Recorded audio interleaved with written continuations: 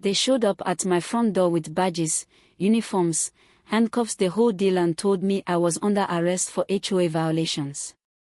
No, I'm not kidding. That was the exact moment I realized Geraldine had finally lost it. These guys had radios that weren't even turned on and name tags that looked like they came from a Halloween costume aisle, but they were dead serious reading off some script like they were auditioning for a low-budget procedural drama. And the best part? They didn't know who I was. Or what I actually do for a living.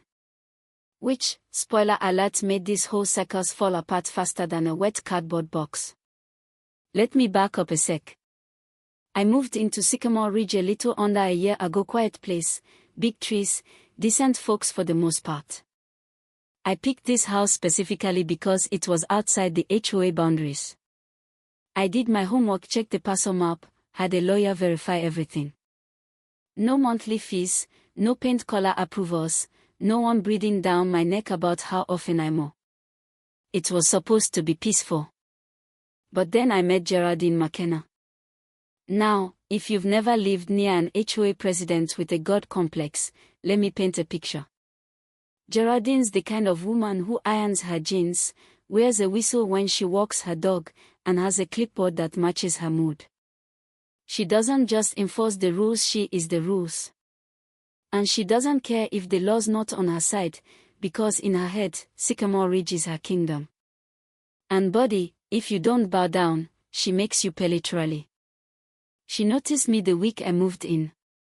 I replaced the broken porch light with something slightly different than what my neighbor had. That was enough. I got my first letter 2 days later. Violation of community standards, it said. Problem is, I'm not part of the community she thinks she runs. So I tossed it in the trash, thinking that was the end of it. It wasn't. Over the next month, I got fined for having non-conforming landscaping, which apparently meant tomatoes in raised beds. I got a citation for unapproved exterior modifications after I painted my mailbox black. And my favorite. A $150 fine for sound pollution because my garbage disposal was running when she walked by. You think I'm exaggerating? I'm not. She was weaponizing her clipboard like a prosecutor, building a case against me, hoping I'd either cave or move out. But here's the thing. I've dealt with actual criminals. I've worked undercover. I know what it looks like when someone is testing boundaries to see how far they can push. So I decided to push back. I started documenting everything, every letter, every bogus fine, even the times I caught her standing on the sidewalk outside my house with binoculars. I didn't confront her yet. But I did start making some quiet calls. Because Geraldine had no idea she wasn't harassing just any homeowner. She was harassing a federal agent. And I don't say that to flex, it just meant I had the tools to handle what was coming, and she really didn't. And then things got weird. One morning, I caught my neighbor Octavia at her mailbox, looking jittery. She said Geraldine had been asking questions about my schedule, my car, if I had roommates, who visited. Octavia was worried, but she didn't know what to do. That's when it hit me, Geraldine wasn't just playing HOA overlord. She was profiling me. Planning something. And she was about to cross a line she couldn't uncross. Turns out, she had set up her own private enforcement agency. Real business license, website, everything. Residential Compliance Solutions, it was called. She listed services like violation enforcement, property intervention, and get this, community arbitration. That's how she tried to make it look official. But what it really was a scam. The cherry on top.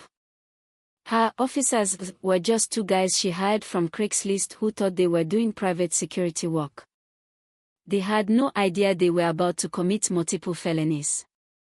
So when they came to arrest me on my porch, in broad daylight, I let it play out. Just long enough. They said, "You're being detained under order of the Sycamore Ridge Community Compliance Board for repeated violations." I nodded, played along. Asked them to show me the warrant. One guy flipped open a folder full of fake paperwork that looked like it was printed off Microsoft Word with Comic Sans headings. I asked, "What department are you with again?" The taller guy cleared his throat and said, "Community Enforcement Division." I could barely keep a straight face. Then I pulled out my badge. Their expressions went from smug to pale in under 3 seconds. I told them who I was, Deputy U.S. Marshal, and what they'd just done. Impersonating law enforcement. Attempting to detain a federal officer. Conspiracy to commit fraud. I could see the sweat forming on the back of the clipboard. They were just pawns in a bigger game, but now they knew they were in deep. I let them go with a warning on one condition. They give me everything they had on Geraldine's little operation. And they did. Turns out, Geraldine had been running this exact scheme in other neighborhoods for years: inflate violations, scare people into paying fake fines, then threaten legal action until they either caved or moved. And somehow, one of her friends would swoop in and buy the place for dirt cheap. Rinse, repeat. That's when I handed the whole file to my contacts at the FBI. Fraud, impersonation, conspiracy, it was all there. But before the arrest, we needed one last piece. So I wrote Geraldine a letter. Real pathetic stuff. "I'm sorry for the confusion, I want to make it right, can we resolve this without legal trouble?" Hook, line, sinker. She invited me to her mandatory arbitration session in the Sycamore Ridge Community Center. She decked the place out like a courtroom podium, fake flags, even a compliance board made up of her bridge club friends in matching blazers. She read off a list of charges like Judge Judy meets amateur improv. Then she slid a contract across the table, basically an extortion agreement with her signature at the bottom. That's when I smiled, reached into my coat, pulled out the badge again, and said, "Geraldine McKenna, you're under arrest for mail fraud, wire fraud, impersonating law enforcement, and attempted extortion." The look on her face was cinematic. Agents came in through both doors, badges out, hands on shoulders. Geraldine tried to argue, said she had community authority.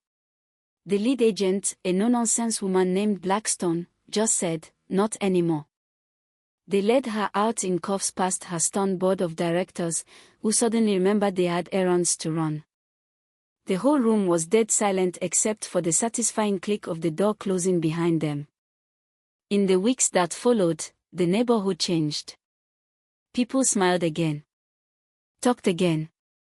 Octavia brought over muffins, and someone even started a community garden. No fans required. Geraldine's violations were thrown out, her LLC dissolved, and her reputation. Well, let's just say nobody's naming any streets after her. But here's the real kicker. Turns out, 3 other neighborhoods had contacted the feds after hearing about what happened. They'd been through similar harassment but never thought they had the power to fight back. Geraldine's downfall became their proof that sometimes, the little guy can win. And it felt good. It felt real. So let me ask you, what would you have done? Should someone like her have that kind of power just because they wear a blazer and carry a clipboard? Or was I out of line for letting it go this far? Drop your thoughts below. Was this justice, or just revenge in a nice suit? Let's talk about power, community, and where we draw the line.